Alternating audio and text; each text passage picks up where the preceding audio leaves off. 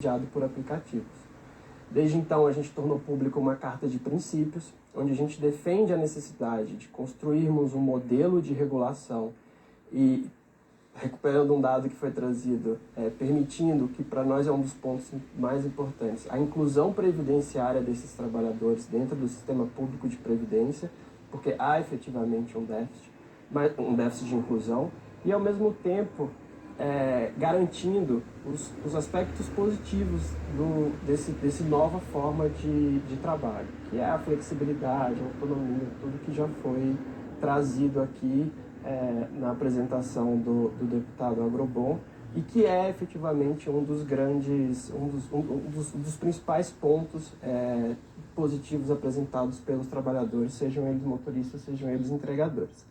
Nesse sentido que a Mobtech vem advogando desde o ano passado, nesse ano, com a criação do grupo de trabalho, a gente obviamente se colocou à disposição para discutirmos, debatermos essa nova regulamentação, e aí ela por si só é a prova de que sim, precisamos de uma regulamentação que traga segurança jurídica não apenas para as empresas, mas principalmente para os trabalhadores, porque eles se veem numa situação de dúvida no momento em que há uma decisão dessa que é amplamente divulgada, então a gente precisa evoluir nisso. E dentro do grupo de trabalho, desde o dia 1º de maio e a primeira reunião efetivamente de trabalho que aconteceu no começo de junho, a Mobtech vem propondo uma agenda de trabalho baseada nos princípios que a gente apresentou: segurança jurídica, a inclusão previdenciária, garantias de ganhos mínimos, a transparência algorítmica relacionada aos aspectos trabalhistas, aspectos relacionados à saúde e segurança, e a gente vem propondo uma agenda e propondo discussões. Essa discussão, por ser algo novo, não é simples, apesar de estarmos falando aparentemente de muito tempo, 150 dias é pouco, para uma discussão de tamanha profundidade, com visões distintas.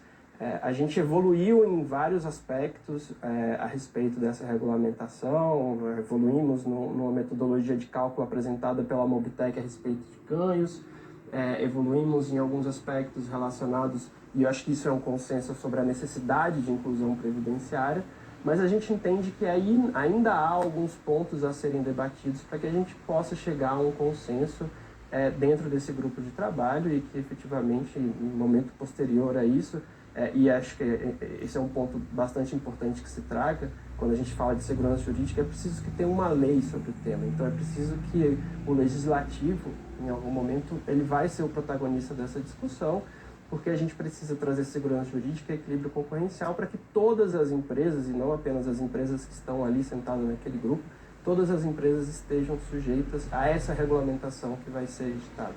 Então a gente segue discutindo, a gente... Você acredita que vai haver um texto, vai sair um texto dali? A gente está trabalhando nesse sentido. Vamos trabalhar arduamente para que a gente consiga ter algum consenso. Sim, a gente tem ouvido, tem conversado com o grupo de trabalho, né? Esse texto ele vai ter que sair. Ele vai sair? Ele vai sair. Não sei se ele vai atender tudo aquilo que os motoristas querem, assim, da mesma forma como vão atender as empresas ou atender o governo. Os motoristas estão prontos para conversar, estão à disposição, né? Porque entendem que eles precisam das empresas, da mesma forma que as empresas não sobrevivem sem os motoristas.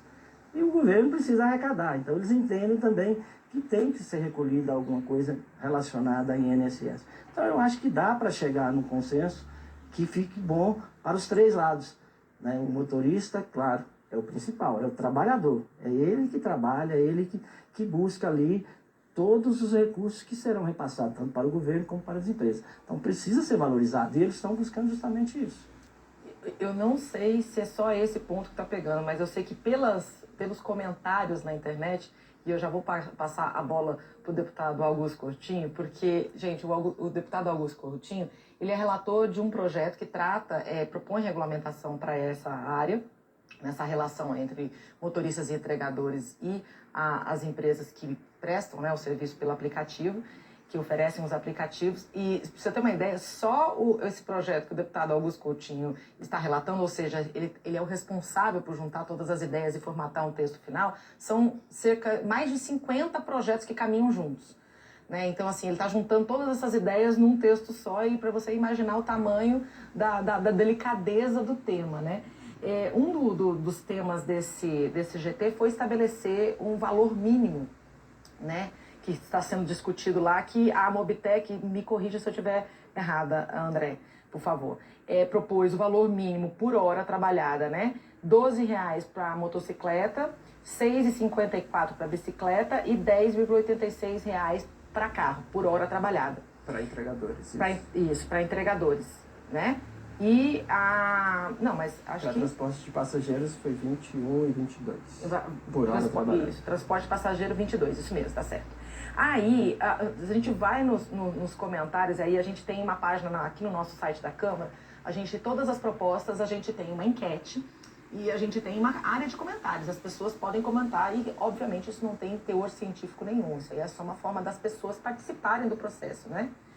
Eu vou até colocar aqui, pedir para colocar aqui. Essa é uma das enquetes, que é o projeto que o deputado Augusto Coutinho está relatando. Tá vendo que até nem é tão discrepante o resultado, né? 50% concorda com ter regulamentação, e se você for ver, dá 41% que discorda em ter regulamentação. Então a gente vê esse certo equilíbrio. Mas o que as pessoas mais batem são nos valores. Sabe, assim, as pessoas falam demais a questão do valor, que tem depreciação de carro, que tem isso, que tem aquilo, que não garante mínimo. Então, eu acho que essa é uma questão muito delicada. E como é que o senhor está pegando esse tema, já em meio, o senhor já está com um projeto na mão, mas tem, em paralelo, o trabalho do grupo de trabalho lá do Ministério do Trabalho, que envolve toda esse ecossistema, né, digamos assim, e o senhor lidando com esse tema já aqui em andamento na Câmara. Como é que está esse trabalho, deputado? Bom, na verdade, bom dia a todos os colegas aqui que estão participando do debate. De fato, essa matéria é uma matéria que nós já estamos discutindo não é há pouco tempo, desde a legislatura passada. Nós fizemos, inclusive, 2 audiências públicas aqui, ouvimos todas as partes, porque, de fato, é um problema. Hoje, o aplicativo ele é uma realidade na vida da gente. É uma realidade, todo mundo usa o Uber, todo mundo usa a entrega, enfim, essa é uma realidade. A gente precisa fazer a legislação para que a gente agasalhe alguns direitos já ao trabalhador, que é legítimo e é importante que a gente faça, e, naturalmente, sem inviabilizar a realidade que é na vida das pessoas, e que, se você for fazer uma enquete, eu acho que 99% gosta do serviço dos aplicativos. O fato, eu tenho, inclusive, defendido isso junto ao presidente Arthur Lira, de que a Câmara precisa ser o protagonista disso. A gente não pode estar assistindo decisões episódicas de magistrados, ou até mesmo amanhã de um Superior Tribunal do Trabalho, ou uma sugestão do governo, quando a casa é a responsável por essa legislação. Cabe aqui a essa casa, que é a casa do povo, que a gente faça essa legislação. Eu já estive pessoalmente conversando com o presidente Arthur Lira, defendendo que, inclusive, nós fizéssemos um grupo de trabalho aqui para elaborarmos o projeto baseado em todos esses projetos que estão aqui, para daí a gente levar isso a plenário. O que é um fato é que, na minha avaliação, é que a gente precisa dar um agasalho ao trabalhador, é verdade, precisa ser dito. E a gente precisa dar, inclusive, a oportunidade para ele optar, se ele quer ou não quer. E, se ele quiser, quais as formas que ele teria para ter esse agasalho. E a gente precisa também ter mecanismos para que a empresa responda de uma forma clara, tanto para o trabalhador como para o consumidor, exatamente o que é que ela está fazendo, o que é que ela está cobrando, por exemplo. Você não sabe. Você, muitas vezes, o que você paga à empresa não é o que o motorista ganha. Por exemplo, se houver mudança de horário e aí eles aumentam a taxa que cobram. Esse aumento dessa taxa, ela não vai para o trabalhador, não, ela vai para a empresa. Então precisa se ter uma forma clara, ou seja, tanto o trabalhador precisa saber quanto ele vai receber, né, e quanto vai ficar para a empresa, que é legítimo que fique, mas precisa ser claro. Outra coisa que é importante, você não pode ter, a empresa simplesmente chega e exclui um trabalhador, ele não sabe nem com quem, aliás, ele não tem nem com quem falar.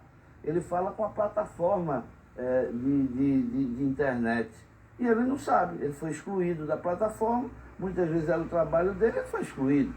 Então, tem coisas que eu acho que não cabe ao parlamento estar interferindo muito nessa relação, mas a gente tem que tornar essa relação transparente. Ixi, é possível isso, André? Porque essa questão de debate, de transparência entre plataformas de tecnologia e usuários é um debate que até, inclusive, ultrapassa essa questão até dos serviços, né? Que se fala muito na internet como um todo. Complementando essa fala do deputado Claro. Augusto, que foi muito bem colocada, mas o PL 5069 de 2019, né, que se trata, ao qual ele é relator, tem vários projetos pensados a isso. Agora, essa discussão que está sendo agora discutida pelo grupo de trabalho, com as empresas e até mesmo com os motoristas, representantes de motoristas de aplicativos, isso não chegou ainda para que fosse relatado. Ela não se tornou... Essa que é a grande questão. Será que o momento é esperar? O que está acontecendo são outros projetos, inclusive meu, pela própria frente parlamentar, tem 2 projetos meus que está sendo relatado pelo nosso deputado Augusto Coutinho. Então, mas essa discussão de valores, de como será cobrado, às vezes, um INSS, de como tratar isso as empresas e motos aplicativos, ainda não foi decidido e não chegou a casa. Primeiramente, o grupo de trabalho vai concluir o seu trabalho, que se não concluir até agora, dia 30, pode ser que seja prorrogado, um prazo a mais para eles fazerem esse relatório. Aí sim eles vão fazer esse relatório que vai para o governo aceitando, aí sim ele vai mandar para casa, para que a casa possa discutir. E aí é onde que já tem que estar tudo mais ou menos preparado, porque essa discussão na casa ela não é a mesma coisa que nós estamos fazendo hoje. Hoje nós temos a liberdade de sentar com as empresas, sentar com o grupo de trabalho, para a gente formalizar algo que fica bom para ambas as partes. Para as 3 partes. Então, na opinião do senhor, deveria esperar a conclusão do grupo de trabalho para agendar alguma proposta aqui?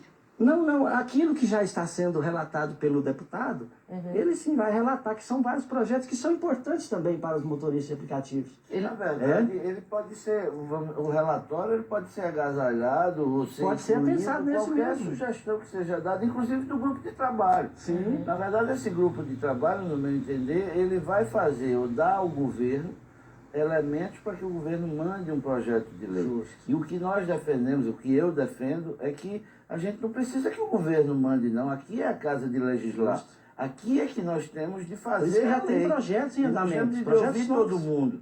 Aos magistrados caberão cumprir a lei.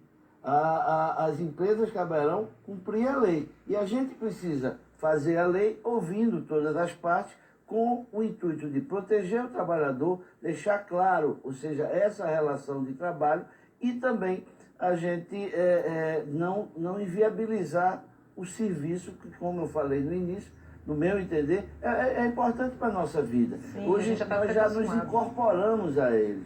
Então a gente precisa ter esse equilíbrio. O parlamento sempre encontra esse equilíbrio. É natural, ouvindo as partes, ouvindo... Você disse há pouco uma pesquisa em que o próprio trabalhador, ele opta para dizer, eu não quero ter esse vínculo, eu prefiro ter 3 ou 4, eu prefiro trabalhar a hora que eu quero. Isso é a liberdade que a pessoa tem e que a gente não pode interferir nisso.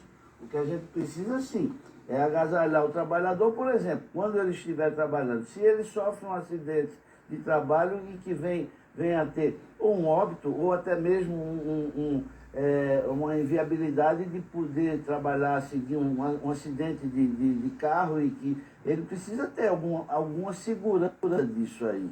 Ele precisa, se ele optou Que hoje quem dá essa segurança é a Previdência não Social. tem nada. Agora veja, então você precisa cuidar da Previdência, você precisa também ter uma certa segurança, que no meu entender se resolve isso facilmente. Ou seja, você pode incluir sem aumentar o custo do serviço, você pode dar ao trabalhador essa segurança, e isso não vai ser representativo. Ou seja, então é o que a gente precisa fazer. Agora, eu volto a dizer, essa relação precisa ser transparente em todas as partes. porque hoje, muitas vezes, o que o trabalhador reclama é que ele não tem. Ou seja, a empresa impõe, geralmente as maiores impõem como quer, e é assim que funciona, e eles se sujeitam a isso porque muitas vezes precisam trabalhar. Então, vamos manter as empresas, vamos dar autonomia às empresas, mas elas têm de ter uma regra básica para respeitar o trabalhador, para não precarizar o trabalho e para, na verdade, manter o serviço, que ela tenha o resultado e o lucro dela é legítimo, mas a gente precisa ter essa relação clara e objetiva. No meu entender, e é isso que o parlamento precisa fazer. Entra em detalhamentos de remuneração, valores. No âmbito do parlamento está uma discussão extremamente importante, que é que tipo de relação jurídica envolve esses trabalhadores e as empresas. E é deixar muito claro aqui que a posição da ANAMATRA não é de que tem que ser todo trabalhador de aplicativo obrigatoriamente tem que ser empregado, o vínculo de emprego está configurado. Porque essa configuração depende da realidade de como a prestação de serviços é feita e se ela se adapta, se adequa ao que a lei prevê, que é a própria CLT. Né? Não vejo nenhuma dificuldade, até eu faço uma ponderação quanto à opção do trabalhador em escolher a forma que vai prestar os serviços, me parece um pouco, com todo respeito, um pouco equivocado na percepção de que normalmente são as empresas que definem o seu modo, a sua forma de organização de trabalho. E não há nenhuma dificuldade, temos diversos exemplos que eu posso citar, de empresas que optam por contratação, porque a sua organização de trabalho se adequa melhor a empregados, ou situações em que a empresa organiza o seu setor produtivo, em que se adequa melhor a trabalhadores autônomos. Não há nenhuma dificuldade em relação a isso. Eu dou 2 exemplos aqui claros. Por exemplo, a questão que envolve o vendedor empregado e o representante comercial. Está lá, o vendedor empregado tem todos os seus direitos previstos na CLT, como também o representante comercial, um autônomo. Há uma lei específica que garante direitos do representante comercial autônomo, cuja diferença entre o representante comercial e o autônomo e o vendedor empregado, a linha de distinção é muito tênue. Mas Dou um outro exemplo. O senhor acredita que essas regras, então, que nós temos atualmente, por exemplo, as CLTs que regem o trabalho atual, são possíveis de serem aplicadas a esse modelo? Sem dúvida, e podem ser adaptadas. A CLT prevê normas especiais de tutela das relações de trabalho para categorias que têm as suas especificidades. Dou outros exemplos aqui: bancários, trabalhadores fluviais, trabalhadores de minas de solo. Um outro exemplo de distinção... A regulamentação melhoraria isso para as decisões judiciais? Sem dúvida é possível, eu vejo possível que haja trabalhadores de aplicativos empregados, que pode haver uma regulamentação específica observando as peculiaridades de como esse trabalho subordinado é exercido, como também pode haver trabalhadores de aplicativos autônomos, que também pode ser regulamentado o colchão de proteção social a esses trabalhadores. Isso é perfeitamente possível. Outro exemplo, os trabalhadores de carga. Na CLT é disciplinado o serviço de motorista empregado. Mas recentemente, em 2002, o parlamento promulgou uma lei, aprovou uma lei que foi promulgada pela presidência que define o chamado trabalhador de transporte autônomo de cargas. Todos exercem a mesma função, que é transporte de cargas, mas pode ser que a empresa, pela sua organização produtiva, entenda ser melhor contratar o motorista empregado, como também a empresa pode entender que é melhor fazer a relação comercial e o contrato com o trabalhador autônomo de cargas. Agora, isso depende apenas de uma regulamentação. Mas o caso do aplicativo, no meu entender, ele tem um fator que é um fator novo. Muitas vezes o trabalhador ele presta serviço a 3 ou 4 aplicativos. Ele está lá no telefone dele, tocou uma, tocou outra, ou tocou a outra, ele vai lá, aceita e vai prestar para aquela plataforma. De forma que a gente precisa encontrar exatamente esse mecanismo de que ele tenha, primeiro ele opte pela segurança que ele vai ter. Eu quero, ok, vamos